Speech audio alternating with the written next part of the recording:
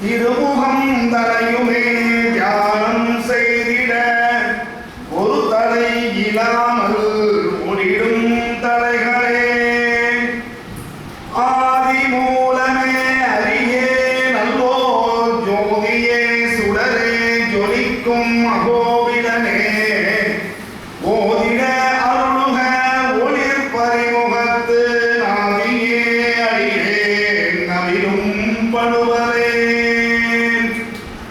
குருவருள் இருப்பின் கூடிடும் அனைத்துமே இருவருள் பெருகும் தீயவை உருகும் இருவருள் இனியவன் ராமன் நற்புகழ் கருவறை விடுத்தயான் கடலுவன் வரிகளால்.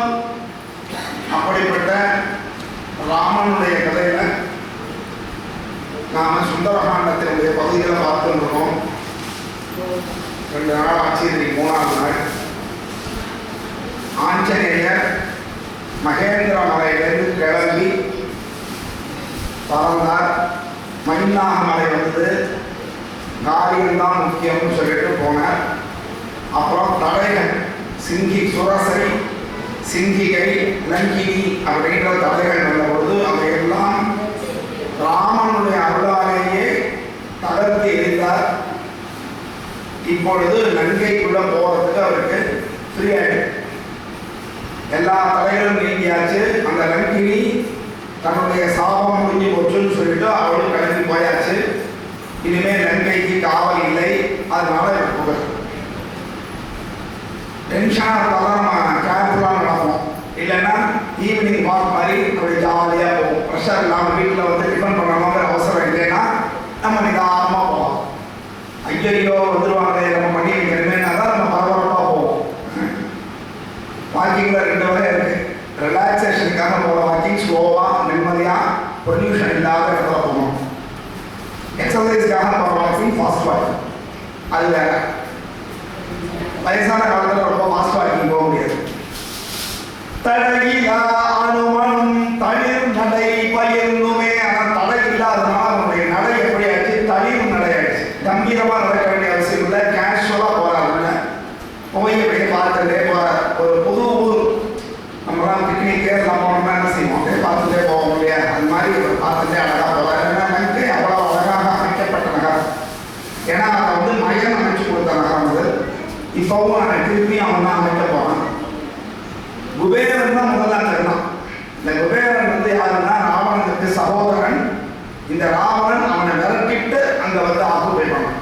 அதனால ராவணனுடைய உண்மையான இடம் லங்கை கிடையாது, குபேரன் இந்த இடம். அதை நாம் வந்து எடுத்துக்கணும்.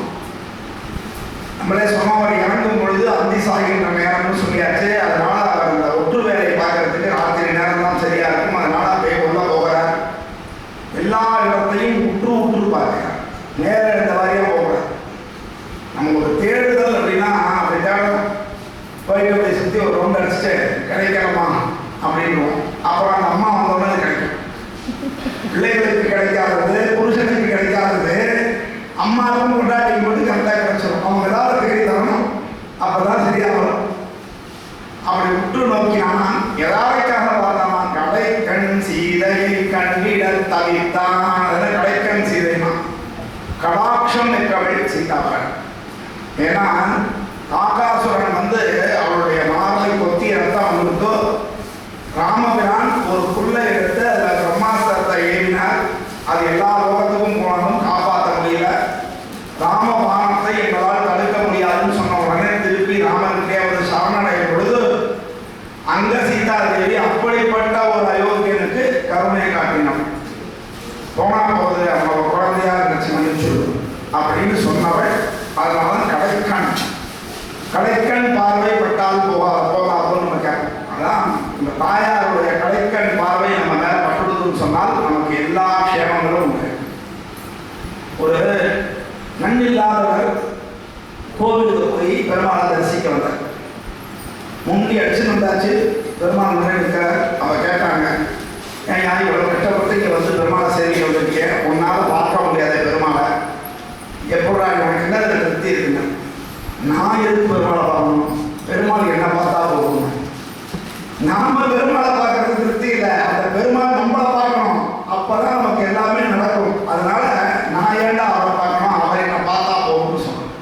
அதனால நக்கடைக்கண் சீதையை கண்டிட தவித்தான். அந்த தவிப்பு இருக்கும். ஒரு ஜாப் நம்ம கிட்ட அசைன் பண்ணிட்டோம்னா அதை எப்படியாவது சக்சஸ்ஃபுல்லா முடிக்கணும். ஐயோ பட்டிமன்றத்துக்கு தலைப்பு கொடுத்துட்டாருன்னு 2-3 நாள் நீங்க எவ்வளவு டென்ஷனாக இருந்தீங்க. எப்படி பேசலாம், என்ன பண்ணலாம், எங்க பாயிண்ட் எடுக்கலாம் அப்படின்னு நீங்க முயற்சி பண்ணலையா? இதை எப்படியாவது சக்சஸ் ஆக்கணும். அதாவது இந்த பட்டிமன்றங்கள் வைக்கிறது வெறும் தீர்ப்புக்காக அல்ல, கருத்துக்களுக்காக. 2 பக்கமும் கருத்து, ரெண்டுமே உண்மைதான், அது ஒரு சந்தேகம் கிடையாது. ஒருத்தர் வாழ்க்கையில இது கூட இருக்கும், இன்னொருத்தர் வாழ்க்கையில அது கூட இருக்கும், அவ்வளவுதான் விஷயம். நான் உங்ககிட்ட சொல்லியிருப்பேன்னு நினைக்கிறேன். எங்க அம்மா ரொம்ப நல்லா ஏழை. எங்க அம்மா இடத்துல நகை போட்டு நான் பார்த்ததே கிடையாது. நகை போட்டு எங்க அம்மா பொன் பொருள் வேண்டாள் புலிவுடன் சேர்ந்தனள் மண்ணு சீர் செய்ய தடி அப்படின்னு நான் இறந்து போனபோது கவிதை எழுதினோம். எங்க அம்மா பொன் பொருள் பார்த்தது கிடையாது. ஏன்னா எல்லாத்தையும் அடமான வச்சு அதை படிக்க வச்சான். அப்படி இருக்கும் பொழுது ஒரு நாள் ஏதோ ஒரு சொந்தக்காரங்க வந்து கல்யாணத்துக்கு போயிருக்கா.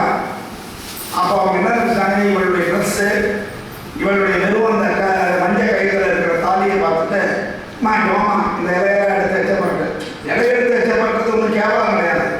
ஆனால் அவங்க அப்படி நினைச்சாங்க. அன்னைக்கு எங்கள் அம்மா முடிவு பண்ணா, இனிமேல் நான் கௌரவமாக இன்னைக்கு இருக்கணும், அன்னைக்கு தான் எந்த கல்யாணத்துக்கு வருவேன். அது மாதிரி நிறைய அவமானங்களை எங்கள் அம்மா பட்டிருக்காங்க. அதனாலேயே சொன்னாங்க, நான் பீயோடு சோறு பிடித்து சாப்பிட்டாலும் சாப்பிடுவேன், என் குழந்தைகள் முன்னேறினப்பறம் தான் குழுத்தலைக்கு வருவேன்னு சொன்னான். அப்படி அதனால வாழ்க்கையோட உண்மையிலேயே அவமானங்கள் எல்லாரும் படுறோம். அந்த அவமானத்தை வந்து அப்படியே ஆக்கப்பூர்வம் ஆக்கும். ரோசப்பட்டு இன்னும் வீணா போகக்கூடாது.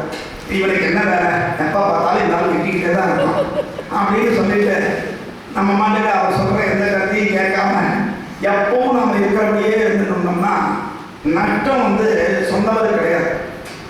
நானே இருக்கேன் அப்படின்னா டீச்சர்ஸ்ட்டை சொல்லுவேன், இப்படி இருங்க அப்படி இருங்க. ஒரு தடவை சொல்லுவேன், 2 தடவை சொல்லுவேன், 10 தடவை சொல்லுவேன். கேட்கலன்னா டீச்சரை மாற்றிட்டு போயிடுவேன். ஆனால் என் லைஃப்பில் எனக்கு நஷ்டம் கிடையாது. ஆனால் அந்த டீச்சர் வாழ்க்கையில் முன்னேற முடியாமல் இருக்கும். நீங்கள் வெறும் டீச்சர் கிடையாது, ஒரு அம்மாவாக இருக்கீங்க, ஒரு அத்தையாக இருக்கீங்க, ஒரு பாட்டியாக போகிறீங்க நாளைக்கு. ஆக நீங்கள் கற்றுக்கிற விஷயம் வந்து உங்கள் லைஃபுக்கு யூஸ் ஆகும். அதுக்காக தான் கற்றுக்க சொல்லுவோம். ஆனால் நம்ம என்ன நினைக்கிறோம், சார்கிட்ட வேலை பார்க்கறதுனால சார் நம்மளை இதெல்லாம் செய்ய சொல்கிறாங்க அப்படின்னு நினைக்கிறோம். நமக்கும் உங்களுக்கும் இருக்கிற உறவு என்னைக்கு வேணால் தொடரலாம், என்னைக்கு வேணால் நிற்கலாம். அப்போது இதை கற்றுக்கிறதுனால நம்ம குடும்பத்துக்கு நல்லது, அவ்வளோதான் விஷயம். நாளைக்கு நம்ம வழி நடத்த முடியும் பேசணும். மற்றவங்களை எங்கள் அம்மா சொல்லிக் கொடுத்தது தான் நான் தைரியமாக உங்கள்கிட்ட சொல்ல முடியாது. ஆகையினால அந்த அவமானங்களை நம்ம ஆக்கப்பூர்வமாக மாற்றினா நம்ம ஜெயிக்க முடியுங்கிறது தான் நல்ல பண்டிகை பட்டிமன்றம் பாராட்ட வேண்டிய விஷயம். அதனால் இவர் என்ன பண்ணாலும் இடைவிடாமல் போன ஓய்வில் சும்மா ஒரு தெருவு போயிட்டு ரெஸ்ட் எடுக்கிறது அதெல்லாம் கிடையாது. அப்படி இருந்தாலும் நல்ல உற்று பார்த்தேன், தேடுக்கு தான் நான் தேடணும், சும்மா கடமைக்கு போயிட்டு வரேன். அப்படி போனால் அந்த டாஸ்கை கம்ப்ளீட் பண்ணுறதுக்காக தவித்தான். அதாவது அந்த எஜமானனுடைய வேலையை தன் வேலையாக கருதும்.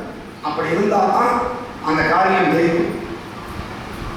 எவ்வளவு 4 பக்கமும் வானவர்கள் போனாங்க. ஆனால் தெற்கு பக்கம் வந்த ஆஞ்சநேயர்கிட்ட தான் அவர் வந்து சூடாக இருக்கு மோதிரத்தை கொடுத்த கணையாடி என்று நம்பிக்கை. இதனால் கண்முடிக்கும் என்றாய்ந்து அதனை அவன் கண் விடல். அதுதான் தலைமைக்கு முக்கியம். யாருக்கிட்ட எந்த வேலையை கொடுத்தா அது நடக்கும்னு தெரிஞ்சு அவங்க கிட்ட கொடுக்கணும். அப்படிங்கிறதுனால தான் ராமபிரான் இந்த ஆஞ்சநேயன் நிச்சயமாக சீதையை பார்த்து விடுவாங்கிற நம்பிக்கையில கடையாடி கொடுக்க. அப்போ அந்த நம்பிக்கையை காப்பாற்ற வேண்டிய பொறுப்பு ஆஞ்சநேயருக்கு இருக்கு. அதனால தான் தவிக்கிறார், எப்படியாவது கொடுத்துடணும் பார்க்கணும் அப்படின்னு. யாருக்குமே தோல்விங்கிறது பிடிக்காத விஷயம் தான். ஆனால் முயற்சி இருந்தால் தோல்வியை நம்ம ஜெயிச்சுடலாம். பார்த்துட்டே போகிறார் எல்லாம் ஆட்கள்.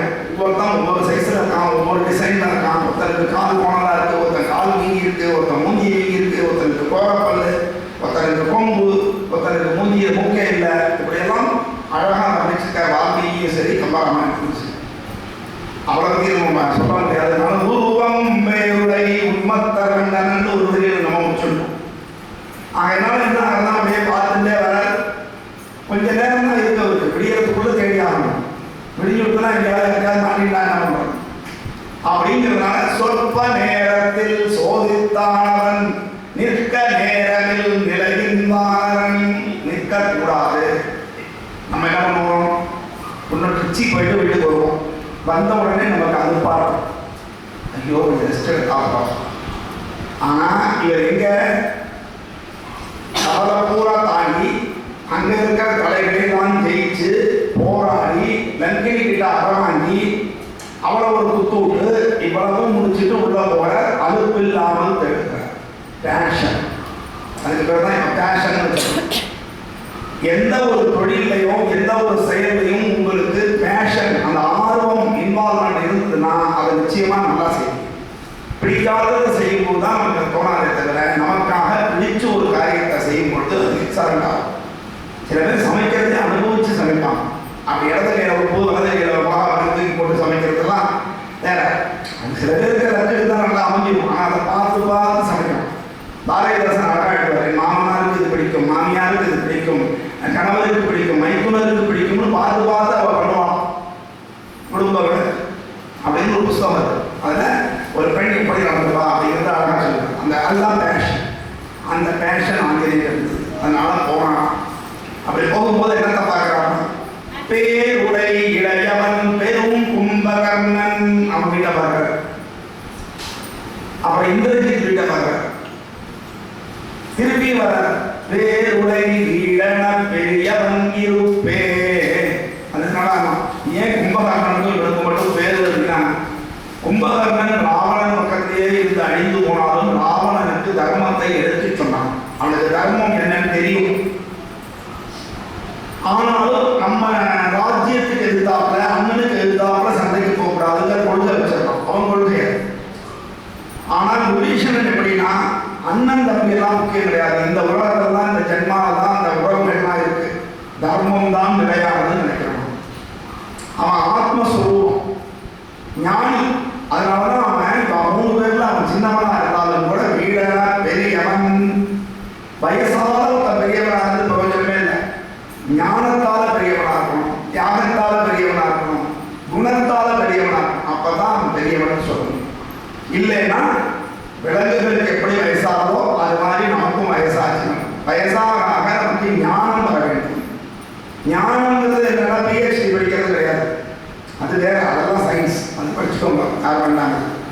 ஞானம் என்றால் எப்படி வாழ வேண்டும், பிறருக்காக எப்படி வாழ வேண்டும், சமுதாயத்துக்கு எப்படி உதவி செய்ய வேண்டும், மற்றவர்களிடத்தில் எப்படி ஹிதமாக நடந்து கொள்ள வேண்டும் அப்படிங்கிறதெல்லாம் தெரிந்து கொண்டு அனுசரித்து வாழக்கூடிய தான் வாழ.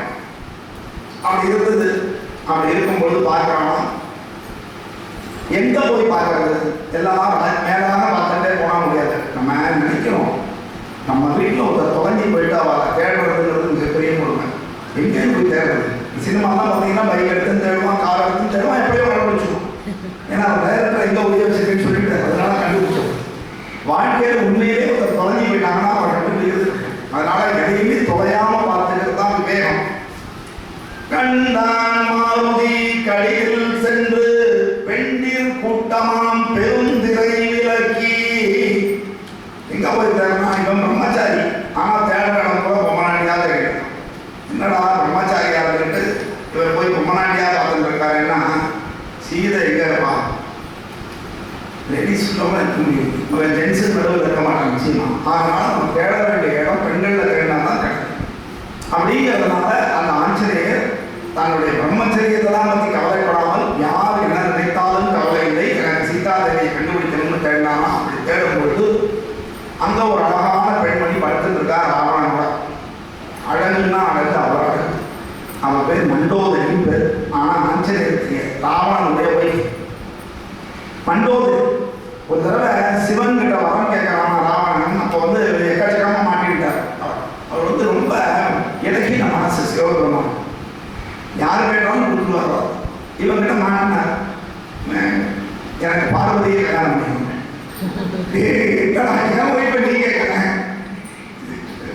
ஒரு ஏதோ மணியாளர் சொல்ற கதை கிண்டலாம் நம்ம நினைக்க வேண்டாம். அப்படி ஒரு எண்ணம். அதாவது பார்வதினா என்ன அர்த்தம்னா, இப்போ ஒரு பையன் போய் நீங்க அவனுக்கு பொண்ணு பார்க்கணும் அப்படின்னா சொல்லுவான், எங்க அம்மா மாதிரி பொண்ணு வேணுமா, அவ புருஷனுக்கு தான் அவையோ இருக்கு. ஆனா இவன் என்ன சொல்லுவான், எங்க அம்மா மாதிரி வேணுமா. ஏன்னா எல்லாருக்கும் அம்மா நல்லவர். ஒரு பொண்ணுகிட்ட போய் பையன் கிட்ட பாருங்க, எங்க அப்பா மாதிரி பையன் இருக்கிறோம், அவன் கூட கேட்டாதான் தெரியும் அவன் எப்படிங்க. ஆனா அவன் கேட்க அது வந்து ரோல் மாடல். அம்மாவும் அப்பாவும் குழந்தைகளுக்கு ரோல் மாடல். பொண்ணுக்கு அப்பாவை பிடிக்கும், பையனுக்கு அம்மாவை தான் ரோல் மாடல். அதனால அது மாதிரி இருக்கணுமா. அது மாதிரி பார்வதியை பார்த்தோன்னே அவளை மாதிரி அவனுக்கு ஒரு ஒய் தோணும் நினைச்சான் ராவணன். அப்படியேன்னு சொல்லி மண்டோதரியை அதுக்காகவே அவங்க உருவாக்கி கொடுத்தாலும் சிவபெருமான் சொல்லுவாங்க. அப்படி படைத்து கொடுக்கப்பட்டவள் பேரழகி, பார்வதிக்கு சமமான அழகுடையவள், கற்புக்கு அரசி. ராவணனுடைய வைப்பு ராட்சச குலத்தில் இருக்க, அதாவது குலமோ கோத்திரமோ ஒருத்தனுடைய குலத்தை நிர்ணயிக்காது. எல்லா குலத்திலையும் நல்லவர்கள் இருக்கிறார்கள், எல்லா குலத்திலையும் கெட்டவர்கள் இருக்கிறார்கள். அதுவும் இப்போ ரொம்ப ஜாஸ்தி.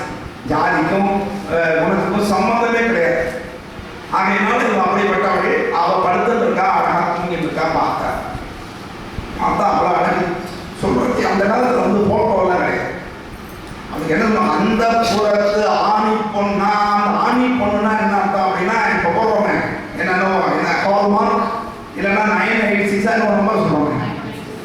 இதெல்லாம் போட்டால் வரக்கூடிய தங்கம்னு சொல்கிறோம் இல்லையா, அதை விட வசதியானது ஆணி பொண்ணு. உள்ளதுலேயே பெஸ்ட்டுன்றது ஆணி பொண்ணு. அது வந்து இந்த மாதிரி கற்புக்கரசியான பெண்களுக்கு ஓமையா சொல்லக்கூடியதே இந்த ஆணி பொண்ணை தான் சொல்லுவாங்க. அந்த பொண்ணு அந்த மாதிரி இருக்கிறவோ அவள் படுத்துருக்கா, பார்க்கிறாள். இவளுக்கு பார்த்த உடனே போட்டோலாம் கிடையாது. அதனால ஆஞ்சநேயர் என்ன சொல்றோம், இதுதான் சீதையோ. நம்ம எதை தேடினோமே அது இருக்கிற மாதிரியே தெரியும். தெரியாதமா ராத்திரி வந்து நம்ம ஒரு வீட்டுக்கிட்ட உள்ள கம்பெனி குச்சியோ அல்லது மரவட்டையோ இருக்குன்னா அன்னைக்கு ராத்திரி நம்மளால தூங்க முடியாது. அது பெட்டு பூரா இருக்கிற மாதிரியே நம்ம போயிட்டு இல்லையா. அது மாதிரி இந்த சீதையை தேடிட்டே வரதுனால பார்க்கிற பொண்ணு கூட இவனுக்கு சீதை மாதிரி தெரிகிற அழகான பொண்ணு கூட. ஏன்னா இவங்க ஐடென்டிட்டி எல்லாம் கிடையாது, ஆதார் கார்டு கிடையாது, அதனால போட்டோ கிடையாது, வெறும் கணையாடி தான் கையில் வச்சிருக்கா. ராமரையை கொண்டாடி அழகா இருப்பானா, பார்க்க லட்சணமா குடும்பம் கொண்டாட்டார், இதுதான் சொல்ல முடியும், வேற என்ன சொல்ல முடியும். இப்படி சொல்லி எடுத்தாங்க. இதை வச்சுட்டு தேடுவானா போலீஸ்கார பாஸ்போர்ட் போட்டோ கேட்போம். ஆஞ்சநேயரெல்லாம் கேட்கல, கேட்காம எங்கேயோ திசை தெரியாத ஊர் தெரியாத இடத்துக்கு வந்திருக்காரு. பார்த்தாச்சு. பார்த்த உடனே ஒரு சந்தோஷம், ஆஹா நம்ம கண்டுபிடிச்சிட்டோம். டாஸ்க் கம்ப்ளீட் ஆகுதுன்னா நமக்கு நல்லா இருக்கும். 9 மணிக்கு ஸ்கூலுக்கு வரணும், 8:45 குக்கர் விசில் வரலன்னா எப்படி இருக்கும். ஒரு 8:50 குக்கர் விசில் வந்துருச்சுன்னா ஆஹா அப்பா வந்துருச்சுன்னா போயிடலாம் ஸ்கூலுக்கு டைத்துக்கு அப்படின்னு தோன்றது. அது மாதிரி பார்த்துட்டோம் சீதையை அப்படின்னு ஒரு எண்ணம். அதனால அவனுக்கு குழந்தைதான் என்ன செய்யும், குதிக்க முடியாது. அது மாதிரி குதித்தான், எழுந்தான், குதூகலமடைந்தான், பதித்தான் பூமியில் பாதங்கள் தம்மை, மதித்தான் அவளை மங்கள செல்வியாய் சீதையாக நினைச்சான். குதித்தான், பார்த்தான், கையெல்லாம் கும்பிட்டான், சரி சீதா தேவி தான் அப்படின்ட்டு. அப்புறம் குத்து பார்த்தா அதுல கொஞ்சம் ராட்சச லட்சணம் இருந்தது. 2வது சீதா தேவி போய் ராவணனோட போய் படுத்துட்டு இருப்பான் அப்படின்னு அவருக்கு தோணினான். அப்பதான் உடச்சு சரிச்சோ தப்பு பண்ணிடும், குட்டு பண்ணுவோம். தப்பு பண்ணோம்னா நம்ம என்ன செய்வோம், குட்டு போடுவோம் இல்லையா. அது பனிஷ்மெண்ட்னு நம்ம நினைச்சிருக்கோம். அது பனிஷ்மெண்ட் கிடையாது.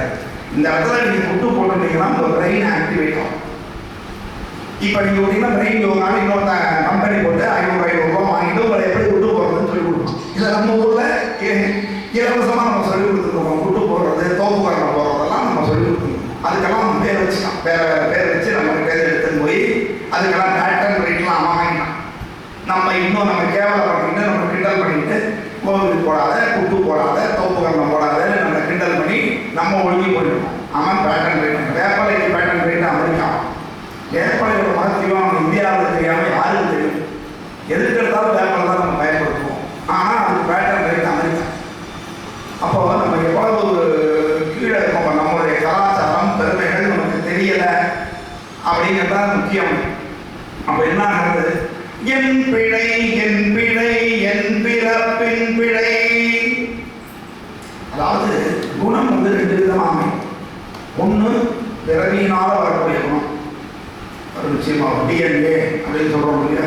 அப்போ டிஎன்ஏ என்ன, அதான் அப்பா குணம், அம்மா குணம், தாத்தா குணம், 7 தலைமுறையில் உள்ள எல்லாருடைய குணங்கள்லேருந்து கொஞ்சம் கொஞ்சம் கலவையாக போட்டு தான் நம்மளை செஞ்சுக்கணும். எங்கேருந்தோ இப்போ எங்கள் வீட்டில் எனக்கு தெரிஞ்சு எங்கள் தாத்தா வரைக்கும் யாரும் இந்த மாதிரி ஆன்மீக சொற்பொழிவுலாம் பண்ணதே கிடையாது. 2 சைடு தாத்தாவும் கொள்ளு தாத்தா பற்றி எனக்கு தெரியாது. அப்போது எங்கேருந்தோ எனக்கு இந்த ஒரு இது வந்து அதே மாதிரி டிராயிங் வரைகிறது எங்கள் மாமா வரைகிறார், அவர் பழக்கம் எனக்கு வந்தது. கவிதை எழுதுறது எங்கள் வீட்டில் யாருமே கிடையாது. அது எங்கேயாவது வந்ததுன்னு எனக்கு தெரியல. ஆனால் இது எல்லாமே எங்கேருந்தோ வருது. எல்லாருக்கும் அப்படிதான், ஒருத்தருக்கும் 7 தலைமுறை முன்னோர்கள் இருந்து அந்த ஜீன்ஸ் மூலமாக நமக்கு வரும் அப்படின்னு சொல்கிறாங்க. அதுதான் பிறவி. அதனால பிறவினால அடுத்தது என்னன்னா, எங்கே நம்ம பழகிறோமோ அதனால சில குணங்கள், அதுவும் இது ரெண்டும் சேர்ந்து நம்ம எது நல்லதோ அதை எடுத்துக்கணும். எந்த குணம் நமக்கு உண்மையிலேயே பிறவியினால கிடைச்ச குணங்கள் நல்ல குணங்களாக இருந்தால் அதெல்லாம் வச்சுக்கணும். பழக்கத்தினால கிடைச்ச குணங்கள் நல்ல குணங்களாக இருந்தால் அதையும் வச்சுக்கணும். இப்படி எல்லா நல்லதையும் நம்ம வச்சுட்டோம்னா நாம் நல்லவர்களாகும். அவ்வளோதான் விஷயம். அப்படி இருக்கும் பொழுது போகிறோம், கடைக்கு போகிறோம், பழங்கள்லாம் சூஸ் பண்ணுறோம், காய் சூஸ் பண்ணுறோம். யாராவது ஒரு அடியின கத்திரிக்காய் எடுத்துகிட்டு வருவீங்களா? புழுத்து போன கத்திரிக்காய் எடுத்துகிட்டு வருவீங்களா? அப்போ அதில் தான் நல்லது இருக்கணும்னு நினைக்கிறவங்க நாம நல்லவர்களாக இருக்கணும்னு ஏன் நினைக்கிறேன்? ஒரு கத்திரிக்காய் 5 ரூபா கத்திரிக்காய் நல்லா இருக்கணும், 5 ரூபாய்க்கு மேலே பால் பாயிண்ட் வேணால் நல்லா இருக்கணும், வாங்கி அங்கேயே ஜெயந்தி கடையில் வாங்கி எழுதி பார்த்துட்டு தான் வாங்குவோம். இல்லைன்னா திருப்பி கொடுத்துருவோம், எழுத ஜெயந்தி இருந்தாங்க அப்படின்ட்டு. அப்போ நம்ம எப்படி இருக்கணும்? அதுதான் விஷயம். அதனால பார்க்கலாம், என் விடை என் பிழை என் பிறப்பின் விடை என்பதை உணர்ந்து என்னுடைய இறைவி என்பதும் உருகினும் எதிரியின் மஞ்சம் என்பதில் உறங்க என்றும் ஒவ்வாள். அவ போய் தன்னுடைய எதிரியினுடைய மஞ்சத்திலே உறங்குவதற்கு ஒத்துக்க மாட்டார். அதுதானே பெண்மை, அதுதானே கற்பு. சீதாதேவி மிஞ்சின கற்பு கடைசி ஆரம்ப. ஆகையினால அவள் ஒத்துக்க மாட்டார். நம்ம மதத்தரமா யோசிச்சுட்டோம். வெறும் உடல் அலங்காரத்தை வச்சு அவள் லட்சணத்தை பார்த்து அவள் சீதைன்னு நினைச்சுட்டேனே, உள்ளுக்குள்ள அவள் எப்படி இருப்பான்னு நம்ம யோசிக்க வேண்டாமா? ஒரு மனுஷனுங்கிறது அவன் தோற்றம் கிடையாது, உள்ளுக்குள்ள அவன் என்ன அப்படிங்கிறதும். வெளியில அழகா இருந்துட்டு உள்ள விஷமா இருந்ததுன்னா அவனால என்ன பிரயோஜனம்? அதனால மனுஷங்கிறவன் மனசுல நல்லவனா இருக்கணும், செயல்பாட்டுல நல்லவனா இருக்கணும். அப்படி பார்க்கணும். அதான் சொல்ற, உண்ண மாட்டாள் உறங்க மாட்டாள். அப்படி இருந்தால் தான் அது அவன் சீதை. இல்லைன்னா அவன் சீதை. நம்ம சொல்லுவோம், என்ன சார் பிராமின்கிறாங்க இப்படியெல்லாம் தப்பு பண்ணுறாங்க. இப்போ அதுதான் பேச்சு. பல பிராமின்ஸ் அதெல்லாம் சாப்பிட்றாங்க சார் என்கிட்ட சொல்லுவோம். நாங்கள் முதல் தடவை அவங்க சாப்பிட்டோம்னே அதுக்கப்புறம் அவங்க பிராமணன் கிடையாது. டிஸ்குவாலிஃபை ஆகிடும் அந்த இடத்துல. டிஸ்குவாலிஃபை ஒரு மருந்தை பயன்படுத்திட்டாங்கன்னா ஸ்போர்ட்ஸில் நீக்கிறாங்க டிஸ்குவாலிஃபைன்னு. மருந்தை பயன்படுத்துகிறான், ஊக்க மருந்தை பயன்படுத்தினான்னா அவன் அன்றைக்கே டிஸ்குவாலிஃபை. அதுக்கப்புறம் அவன் ஸ்போர்ட்ஸ்மேன் கிடையாது, அவனுக்கு பேன் பண்ணுவோம். அதே மாதிரி தான் நீங்கள் ஒழுக்கம் தப்பிட்டீங்கன்னா உங்கள் குலத்திற்கு நீங்கள் சேர்ந்து வரலாம்ல, அது முடிவு போச்சு. அதுக்கப்புறம் அவன் போய் பிராமணன் இல்லை சாப்பிட்றான்னு சொல்லாதீங்க. நிறைய பேர் இருக்காங்க தப்பு செய்கிறவங்க, எல்லா ஜாதியிலும் இருக்காங்க. தப்பு செஞ்சாங்கன்னா அவன் அந்த குடும்பத்துக்கு உரியவனே கிடையாது. அவ்வளோதான் விஷயம். இப்படி ஆச்சு.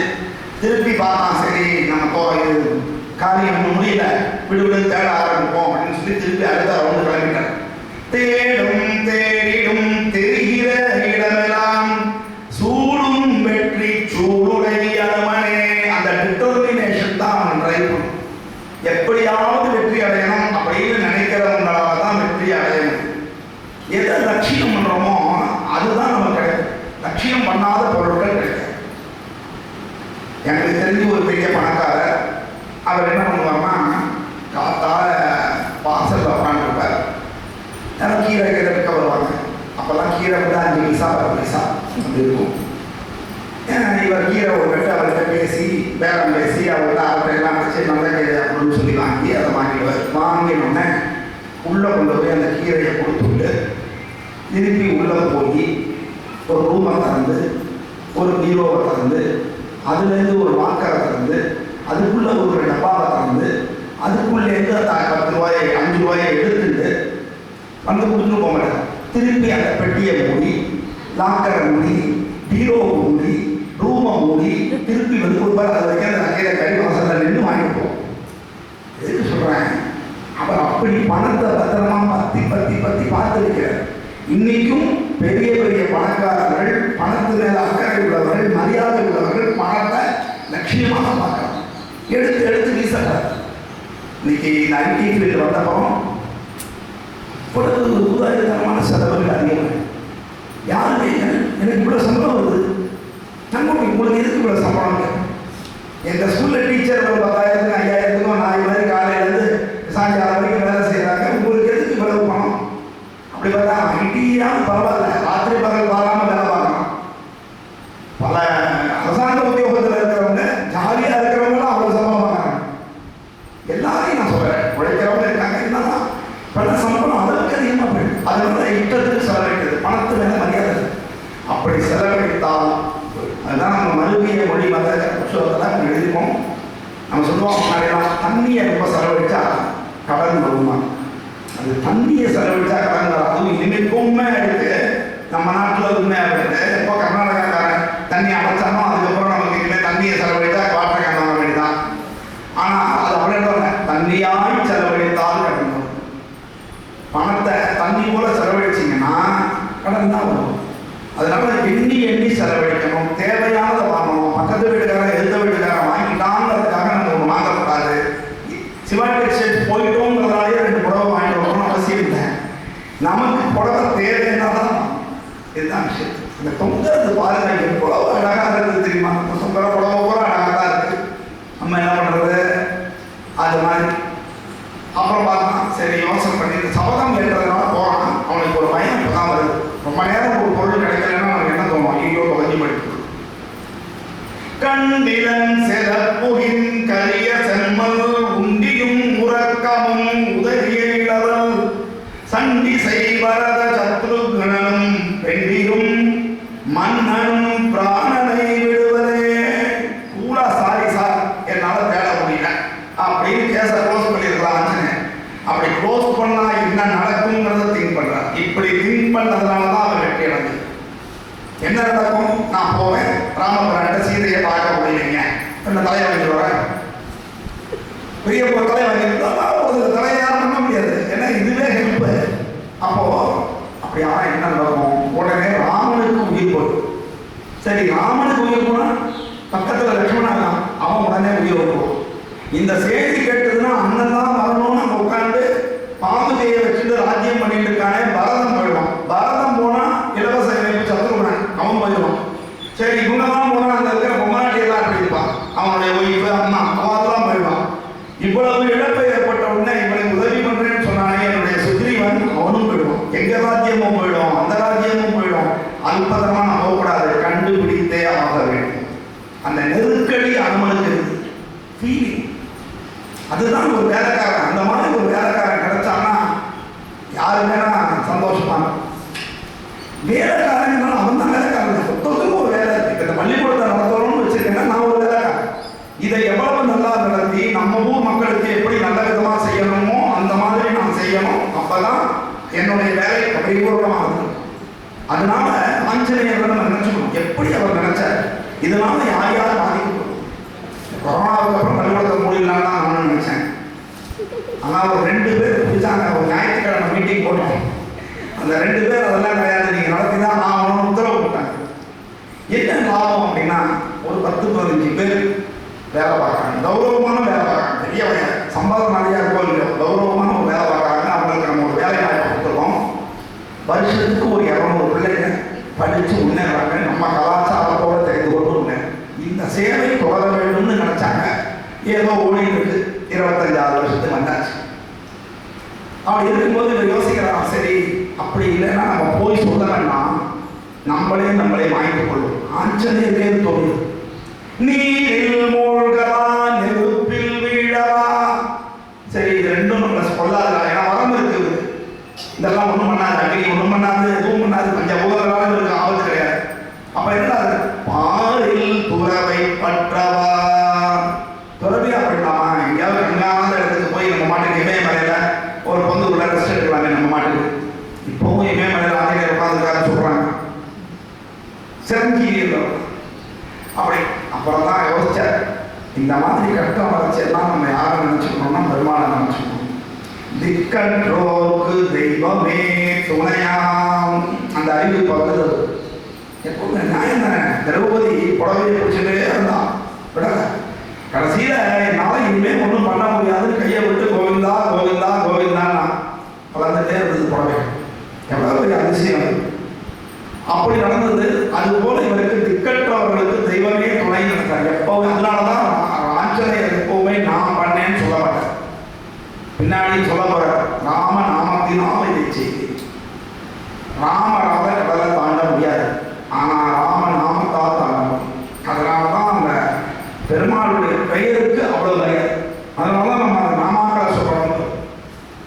சொன்னாலே பலன் கிடைக்கும். அப்படியாச்சு பார்த்தா இந்த லங்கிரி கூட ஒரு ஹிண்டு கொடுத்தான்னு சொன்னாங்க. நற்றே சோலை நன்னகர் அழிய. அப்போ அந்த ஒரு சோலை இருக்கு அப்படிங்கிறது தோன்றது. அப்போ தேடிட்டு போனேன். அங்கே பார்த்தா அசோகவனம் அப்படிங்கிற ஒரு சோலை ஜம்முன்னு இருக்கு. அவ்வளவு மரங்கள் வச்சுருக்கான். மரம் வளர்ப்போம் நம்ம விவேக வளர்த்த மாதிரி அவ்வளவு மரங்கள் இருக்கு. அதுதான் அசோகவனம்னாலே சோகம்னா வருத்தம், அசோகவனம்னா வருத்தத்தை நீக்கக்கூடிய வனம். யாருக்கு அது வருத்தத்தை நீக்கிதோ ஆஞ்சநேயருடைய வருத்தத்தை கட்டாயமா நீக்கி அங்கே போனால் சந்தோஷமா இருக்கும், ரிலாக்ஸாக இருக்கும். சீதையை தவிர எல்லாரும் ரிலாக்ஸாக இருந்தாங்க. ஏன்னா அவர் கடத்தின் போய் வச்சிருக்கு. ராமரோட அவர் பிக்னிக் மாதிரி போயிருந்தாங்கன்னா அவ்வளோ சந்தோஷமாக இருந்திருப்பான். ஆனால் கடத்தின் போய் வச்சாச்சு, அதனால என்ன பண்ண முடியல அப்படி இருக்காங்க. ஆனால் ஆஞ்சநேயருக்கு அந்த வனம் அனுமனுடைய சோகத்தை மாற்றிய வனம் அசோகவனம். பார்த்தார் என்னடா பண்ணுறது, நேரடியாக போய் சொன்னா ரொம்ப போயிடும். அங்கே யார் இருக்காங்கன்னு நம்ம பார்க்கணும். இடம்பொருள் ஏவல் அப்படின்னு சொல்லுது. இது எல்லாத்தையும் பார்த்து இறங்கணும்.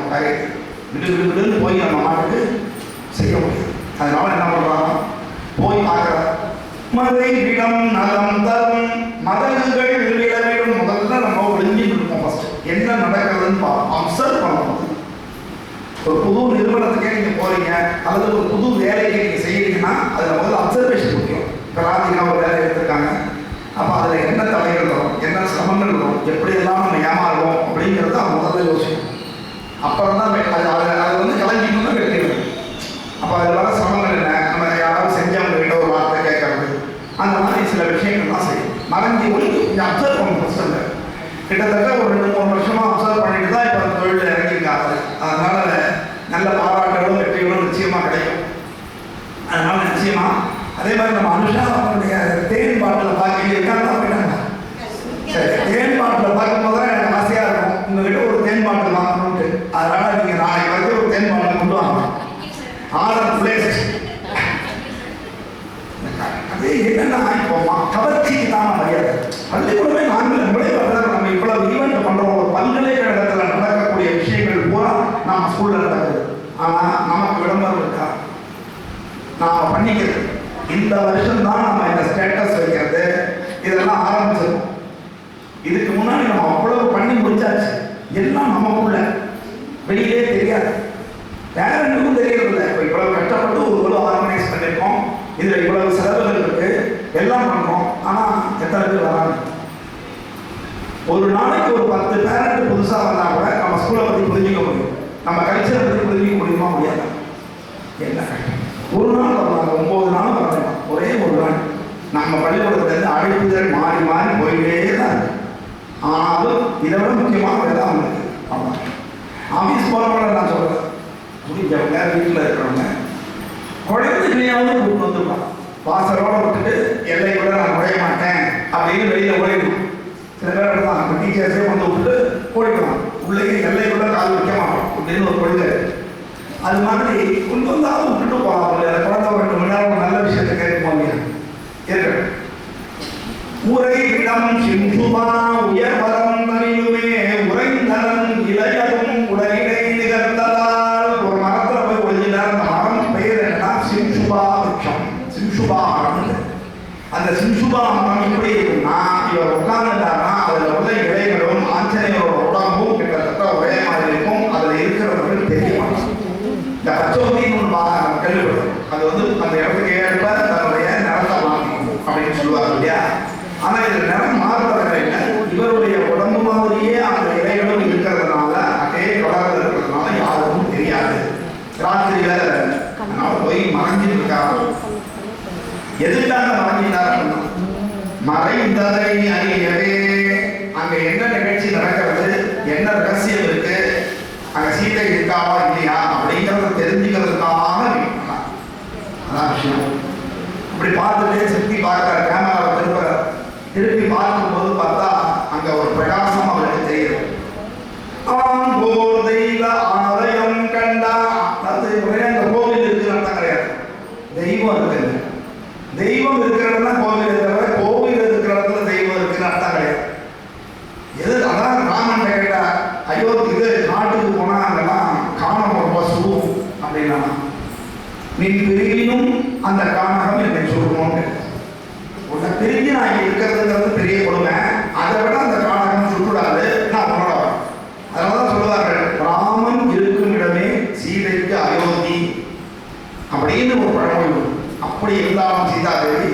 அதனால என்ன ஆண்டோர் தெய்வ ஆலயம் கண்டான் என தெய்வம் அங்கு இருக்கிறது, சீதா தேவி அங்கு இருக்கிறார். ஆகையினால பெண்களை நம்ம சனாதன தர்மம் எப்படி பார்த்ததுன்னு புரிஞ்சுக்கணும்.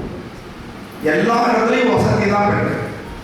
இப்பதான் பெண்கள் தன்னம்பிக்கை இல்லாம போயிட்டு இருக்கீங்களே தவிர, முன்னாடி எல்லாம் பார்த்தா பெண்களுக்கு அத்தான வசதி, அவர்களை பொக்கிஷமாக பாதுகாத்தார்கள்.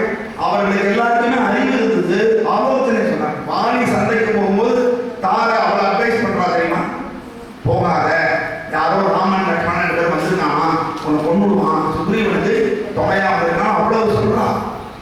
நம்ம தான் பொம்மநாட்டி சொன்னதை கேட்கறது இல்லை. அதுவும் ஒய்ஃபு சொன்னா நம்ம கேட்கவே கூடாதுன்னு ஒரு பொருள் வச்சிருக்கோம். எல்லாத்தையும் கேட்டு தலையாடவும் கூடாது, அதுக்கப்புறம் அது வேற மாதிரி போயிடும். அறிவுரை சொல்றவங்களுக்கு யோகியதை வேணும், அந்த அறிவுரையை கேட்டுக்கிற பக்குவம் எல்லாருக்கும் இருக்கணும். அது மாதிரி இருந்து அண்டர்ஸ்டாண்டிங் இருந்தால் நிச்சயமாக நம்ம எல்லா காரியமும் ஜெயிக்க முடியும். இந்த இடத்துல என்ன ஆகுது அப்படின்னா, அந்த தேவி இருந்ததுனால அந்த இடம் ஆலயமாக இருக்கிறது பார்க்கிறோம். அந்த ஏந்திழை அவள் எப்படி இருக்கா அப்படின்னா, ஓங்கிய அழகினை ஒழித்து அழுக்கை தாங்கிய உடையை தாங்கியதாலே. இப்பெல்லாம் பார்த்தீங்கன்னா ஜீன்ஸ் பேண்ட் ஒன்று இருக்கு, அது துவைக்கிறதே இல்லை. அதே மாதிரி இந்த லேடிஸ்க்கு லெஹங்கா அப்படின்னு ஒன்று வந்துருக்கு. அது என் மாட்டு பொண்ணு அருமையாக வாங்கி வச்சிருந்தேன். அது போட்டு முக்கால் மொழியில் நிற்க முடியல. என்னமா பண்ணுறது, அப்படியே தூக்கி அப்படியே வைக்கணும், துவைப்பிக்கலாம் பார்த்தீங்கன்னா அதெல்லாம் அவ்வளோ ஈஸியாக துவைக்க முடியாது அப்படின்னா திரும்ப வச்சாங்க சந்தோஷமா அப்படின்னு. அதனால இந்த துவைக்க முடியாத நம்ம என்ன சொல்லி கொடுத்தோம் தெரியுமா, கந்தையானாலும் கசக்கி கட்டுன்னு சொல்லியிருக்கோம். நம்ம துவைக்க முடியாத ட்ரெஸ்ஸை போட்டுட்டு அதோடைய எல்லாம் பண்ணிட்டு தான் என்ன அப்படி ஆச்சு. அதனால இவன் என்ன பண்ணாமா, அந்த ஆடை, அதாவது எப்போ ஒரு பெண்ணை அலங்காரம் பண்ணிப்பான்னா சந்தோஷமா இருந்தால் தான் பண்ணிக்கும். வருத்தமா இருந்தாலோ வேற யாருடைய இடத்துலையோ போய் நம்ம சிறைப்பட்டிருந்தாலோ அந்த பெண் எப்படி சந்தோஷமா இருக்க முடியும், அலங்காரம் எப்படி பண்ணிக்க முடியும். அப்படி அலங்காரம் பண்ணிட்டா அந்த உலகம் சும்மா விட்டுமா, இது வேற வெக்கமானவே இல்லாமல் எவ்வளோ தூக்கிட்டு போயிட்டா அப்பவும் நல்ல திருச்சிக்கலாம் உடல் அலையிறது அப்படின்னா. அதனால இந்த பெண்களுக்கு ரொம்ப கமெண்ட் வரும், அவங்க ஜாக்கிரதையாக தான் இருக்கும், எல்லா கண்களும் இந்த மேலே தான் இருக்கு. அப்படி இருக்கும்பொழுது இப்போ என்ன பண்ணுறோம்னா உட்காந்துருக்கா அப்படியே கம்பன் சொல்லுவார், வெயிலை தந்த ஓவியம் போல நல்ல வெட்ட வெளிச்சத்துல ஒரு அது டியூப்லைட்டே போடுறோம் வைங்க, எப்படி வெளிச்சம் தெரியுமா, ஃபோக்கஸ் இருந்த போது இந்த டியூப்லைட் இருக்கிறதே தெரியல.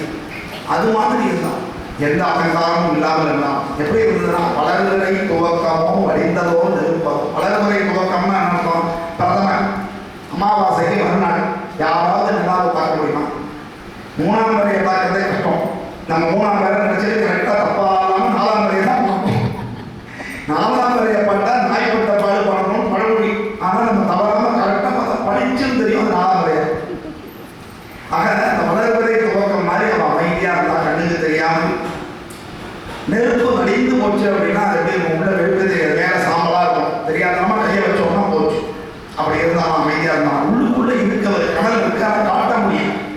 நமக்கே கோபம் ஒரு மொழி, சில ஆஃபீஸ்லாம் போயிட்டு நம்ம காரியம் ஆகலைன்னா உள்ள பொசு வரும். ஆனால் அந்த ஆஃபீஸில் நம்ம என்ன பேச முடியும், சார் செஞ்சு கொடுங்க சார் ப்ளீஸ் சார், கொடுக்குறதையும் கொடுத்துட்டு அவங்க கெஞ்சி காரியத்தை பண்ணிட்டு வரணும், வேற வழி. அப்படி இருந்ததுதான் கடலும் நீர துயிலும். சிவா டெக்ஸ்டைல்ஸை வாங்கும்போது புடவை நல்லா இருக்கு, 2 தடவை நினைச்சவொடனே சாயம் கிடையாது. அந்த மாதிரி சாயம் போன புடவை மாதிரி இருந்தது அவருடைய புடவை. தரை தவ கோலமும் தரையில உட்காந்துருக்கா, தவ கோலத்தில் உட்காந்து ஆடம்பரம் இல்லை, அமைதியாக எப்பா பார்த்தாலும் ராமபிரானையே நினைத்து கொண்டு மாதிரம் அனைத்தையும் அளக்கின்ற கண்ணாள் சொல்றாங்க. வழியில பார்த்துட்டே இருக்கலாம், ராமன் வருவான் வெட்டி எட்டி எட்டி. இந்த கார் காலத்தில் பார்த்தீங்கன்னா கணவன்மார்கள் முன்னாடியெல்லாம் சம்பாதிக்க போயிட்டு கார் காலத்தில் திரும்பி வருவாங்க. அதனால அந்த மனைவி அந்த கார் காலத்தில் கணவன் வருவானான்னு பார்த்துட்டே இருப்பாங்க. ஆகையினால அதுக்காக தலைவி காத்துட்டு இருக்கிறது தான் அந்த கால காலத்தில் அப்படின்னு சொல்லி நம்ம தமிழ் பண்பாடு இருக்கு. அது மாதிரி இந்த சீதா தேவி ராமபிரான் வருவாரான்னு பார்த்துட்டே இருக்காங்க. அப்படியே ஆஃபீஸ் போயிட்டு வந்தோம்னா கேட்ட யாராவது தந்தாங்கன்னா அண்டமான்னு நம்ம வீட்டில் நம்ம நினைக்கிறோம். எதிர் வீட்டு கேட்ட தட்டினாலும் நம்ம வீட்டு கேட்ட தட்டின மாதிரியே இருக்கு. அப்படியாச்சு. கடல் நிலம் எனவுமே கலக்கமும் உடையலே, பயிர் செய்ய முடியாத நிலத்தை போல அமைதியாக தனியாக இருந்தாலும். அப்புறம் அந்த இவருடைய நிலைமை எப்படி இருக்குன்னா, அந்த இடம் எப்படிப்பட்டாலும் ஹோப்பே இல்லை, நம்பிக்கையே இல்லை, அட்ரஸ் தெரியாது, எங்கேயோ கடத்தை போய் வச்சுட்டான், யாருக்கும் தெரியாமல் தூக்கி வந்துட்டான், சாட்சி கூட இல்லை. ஜடாயு வந்து சண்டை போட்ட கீழே விழுந்த அவள் உயிரோடு இருந்தாரா, ராமன்கிட்ட சொன்னாரா, இதெல்லாம் சீதைக்கு தெரியாது. அதை நினச்சி பார்க்கணும். அந்த மாதிரி சூழ்நிலைக்கு நம்மளை கொண்டு போனால் தான் எவ்வளோ கஷ்டமான சூழ்நிலை இருக்குது. வெறுமனை கேட்குறதே இது ஒரு கதை. எங்கேயோ ஒரு ஆக்சிடென்ட், எங்கேயோ ஒரு வெள்ளப்பெருக்கு, நமக்கு எப்படி இருக்கும், டிவியில் பார்த்துட்டு பொறுப்புலாம் இருக்காங்க அப்படின்னு நம்ம போயிடுவோம். அது நம்ம ஊரில் வந்ததுன்னா என்ன ஆகும், அதை குறைப்போமா இல்லையா? அதனால சிச்சுவேஷன் நமக்கு வரும்பொழுது தான் அதனுடைய ஆழம் புரியும். அதனால அந்த சீதை உட்கார்ந்துதான்.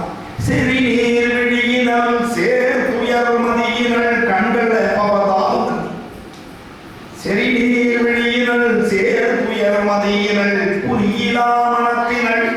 நம்ம டென்ஷன்ல இருப்போம், குழப்பத்தில் இருக்கும்போது நமக்கு ஒரு ஃபோக்கஸே இருக்காது, என்ன பண்றோம்னு தெரியாது. என்ன தியானம் பண்ணுவோம், உப்புக்கு பதிலாக தக்காளி போடுவோம், தக்காளிக்கு பதிலாக உப்பு போடுவோம், என்ன தியானம் பண்ணுவோம், அளவு சரியா இருக்காது, தத்து புத்தன் ஏதாவது பண்ணுவோம். ஏன்னா மனசு சரி. அதனால மனசை சரி பண்ணணும். முக்கியமான விஷயம், குமை குரு நினைவினள் வெறிநாய் மத்தியில் வெறுடும் பெண்மான். இவளை சுத்தி யார் உட்கார்ந்து இருந்தாங்க தெரியுமா? காவல் கால் கொடுத்தான். எல்லாம் ராட்சசி, ஒன்று மூங்கி கூட பார்க்க சைக்காரு, அப்படி உட்கார்ந்து.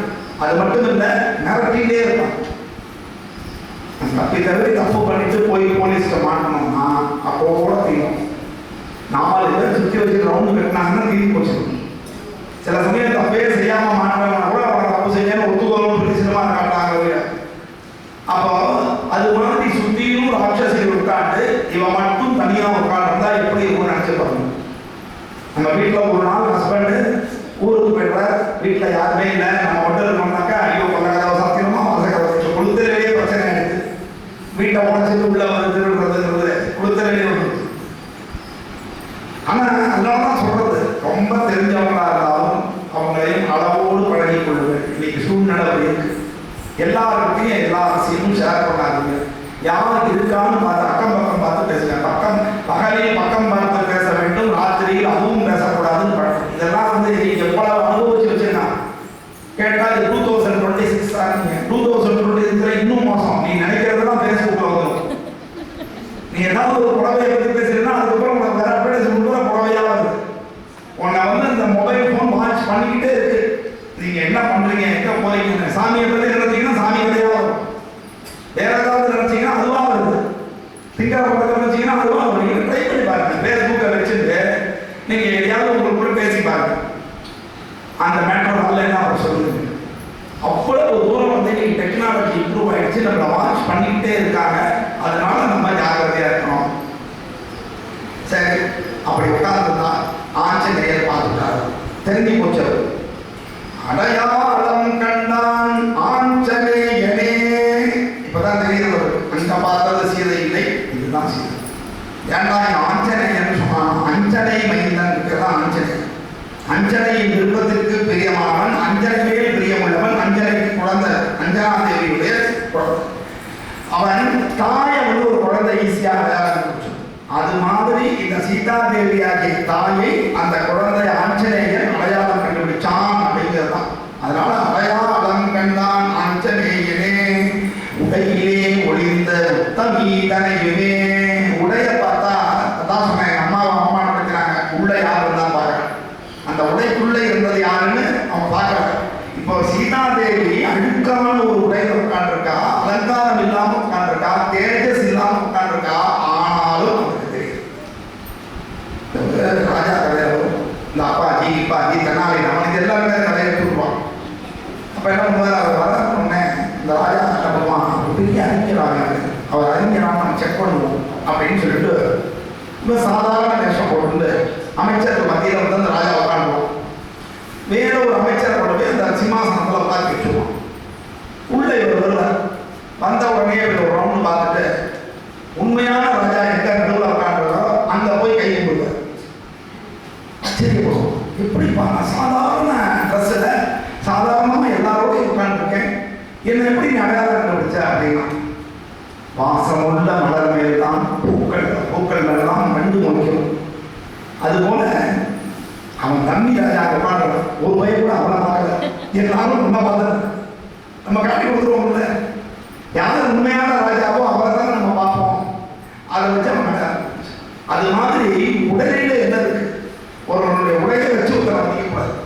காந்தியடிகள் லண்டன்ல நடந்த அந்த ரவுண்ட் டேபிள் கான்ஃபரன்ஸுக்கு இதே மாதிரி ஒரு லேடி மேலே துண்டு, இன்னைக்கு நான் ஸ்கூலுக்கு இதை போட்டு வரதுக்கு எனக்கு அளவு கிடையாது, பர்மிஷன் கிடையாது, கொடுத்தா நான் போட்டு வந்துடுவேன். ஆனால் அளவு கிடையாது. இது வந்து ஒரு இண்டீசன்ட் ட்ரெஸ். எப்படி இந்தியன் கல்ச்சர் வந்து இப்போ இண்டீசன்ட் ட்ரெஸ் ஆகிடுச்சு, ரைட்டா? ஆகையினால் ஆனால் அவர் அப்படி தான் வருவேன், இல்லைன்னா நான் வந்தேன் மீட்டிங் வரலன்னு அவரை மதிச்சு கூப்பிடுவான். இந்த வைராக்கியம் அவர்கிட்ட இருந்தது. அப்படி இருந்த பொழுது அதான் உலகிலே ஒளிர்ந்த உத்தமி தனையுமே பார்த்தா கண்டுபிடிச்சான் ஆஞ்சநேயன். அது மட்டும் இல்லை, அவருடைய அந்த தோரணை, அந்த இருக்கிற விதம் அதெல்லாம் பார்த்தாலே புரியும். நடையிலே மனதிலே நயந்தவர் இருவரின் இடையிலே ஒருமை இன்று கண்டவனே. அங்க ராமர் எப்படி அவஸ்தைப்படுறாரோ அதே மாதிரி இந்த சீதைக்கு அவஸ்தைப்படுறோம். அதான் சீதா தேவி கேட்பா, ராமர் நல்லா உயிரோட க்ஷேமமா இருக்காரான். அவர் எப்படி அங்க உயிரோடு அவர் உயிர் இங்க தானே இருக்கு, நீதான் அவருடைய உயிர், என் உயிர் நீதானே, அது மாதிரி. அதனால நீதான் அந்த உயிர், அதனால அந்த அவருக்கு உயிரோட போறார். அதனால அப்படின்னு சொன்னான். அந்த மாதிரி ரெண்டு பேர்கிட்டையும் இருக்கிற இடையிலே இருக்கிற அந்த ஒற்றுமையை பார்த்தார். என்னடா ஒற்றுமைன்னா, ராமர் வந்து தைரியமா அவன் இருப்பான்னு நினைச்சிருந்தா ஆஞ்சநேயர் அமைச்சார். ஆச்சா சீதை என்ன நினைச்சிருக்கா, அவன் நிச்சயமா வருவார்னு உட்காந்து.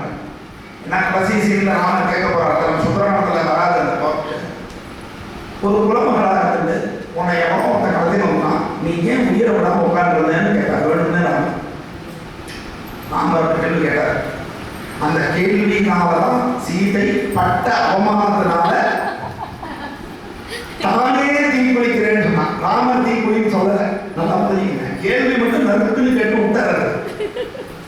அவ என்ன பண்ணா, உடனே மூன்றாவனா ஒன்னா லட்சுமணன் ஐயோ தவிக்கிறான், அண்ணி சொல்றது கேட்கறதா அண்ணன் சொல்றது கேட்கறானே, அப்புறம் அண்ணா அப்படின்னு உடனே மூட்டான். ஏன்னா ப்ரூவ் பண்ணும். அப்படி ப்ரூவ் பண்ணியே அவர் வந்து இங்க வந்து திருப்பி அவமானப்பட்டார். ஒரு மண்ணாண்டு அப்படின்னு உண்டா இல்லையா? அதனால ராமருக்கே அவமானங்கள்லாம் ஏற்பட்டது. அப்படி இருக்கும் பொழுது என்ன ஆகிறதா இங்க பார்த்தார்கள். இவன் எப்படிப்பட்டவனா, பூசனை குறிகள் வணங்கத்தக்கவள். ஒரு பெண்ணை பார்த்தா கையெடுத்து கும்பிடுற மாதிரி இருக்கணும். அவங்களுடைய கசி, அவங்களுடைய முகம், அவங்களுடைய அலங்காரம் எப்படி இருக்கணும்னா கையெடுத்து கும்பிடணும், கிண்டல் பண்ற மாதிரி இருக்கணும். அதுதான் நம்ம பெண்கள் புரிஞ்சுக்க மாட்டேங்கிறாங்க. சுதந்திரம்னு நம்ம ஊர்லலாம் பரவாயில்ல, சில ஊர்களில் ரொம்ப மோசமா அக்கா சொல்லுவாங்க. நம்மளும் அவனை இதை ஒரு நியமனம் வச்சுக்கணும். நம்ம உடம்பு நமக்கு தான் சொந்தம், யாருக்கும் காட்ட வேண்டிய அவசியம் இல்லை. இதை புரிய சினிமாக்காரங்க பண்றாங்கிறதுக்காக இது குடும்பத்தில் இருக்கிறவங்களும் பண்ணலாம். நல்ல நல்ல குடும்பத்தில் இருக்கிறவங்க கூட ட்ரெஸ் வந்து மட்டமாக போட்டுறாங்க. தயவு செஞ்சு நம்ம ஊரில் உள்ள குழந்தைகள் நீங்கள் எவ்வளவு பெரிய பிள்ளைகள் ஆனாலும் நல்ல நாகரிகமான ட்ரெஸ்ஸை, உடம்பை மறைக்கக்கூடிய ட்ரெஸ்ஸை போட்டுக்கணும் நான் வேண்டியது. இதனால தப்பு பண்றானா தப்பு பண்ணலையா அந்த பேச்சுக்கெல்லாம் நான் போல உடனே அந்த கேள்வி கேட்பாங்க, நீ யோகிய நமக்கு தேவையில்லாத. ஆனால் நம்ம உடம்பை நம்ம மறைச்சிக்கணுன்றது தான் ஆடைங்கிறதே கண்டுபிடிச்சோம். அப்போ அதை மறைக்க மாட்டேன்னு சொன்னா அதுக்கு ஆடை. அதான் விஷயம். பூமிநாதனின் நேசத்துக்குரியல் யார்? பூமிநாதன் விஷ்ணு. நாராயணன் தான் அந்த பூமிக்கு நாதன். அதனால அவனுடைய அன்பிற்குரியவள். ஒரு மனைவிக்கு, ஒரு பெண்ணுக்கு என்னெல்லாம் அணிகலன்கள் சொல்றோம், அதை விட முக்கியம் நேரிய தசரதன் பாசத்துக்குரியல் மாமனார் மெச்சிய மருமகள். மாமனாருக்கு ரொம்ப பிடிக்கும் சீதையை. அதனால மாமியார்கள் நல்ல பேர் வாங்குறது ரொம்ப கஷ்டம். ஆனால் வாங்கணும்னு நினைச்சா வாங்கிக்கணும். இருந்தாலும் வந்து மாமனாரை ஈஸியாக நல்ல பேர் வாங்கிக்கணும். அது ஒரு அச்சுறுத்தி, அது வந்து தெரியாது. ஒரு காஃபி கரெக்டான நேரத்தில் கொண்டு கொடுத்தோம்னா அது நல்ல பேர் சொல்லிடுவோம். ஏதோ ஒரு தீனியை நறுக்கு தீனி பண்ணி கொடுத்தோம்னா நம்ம நல்ல பேர் சொல்லுவோம். நமக்கு அதுக்கு மேலே ஒன்றும் மருமகளுக்கு எக்ஸ்பெக்டேஷன் கிடையாது. மாம்போப்போம்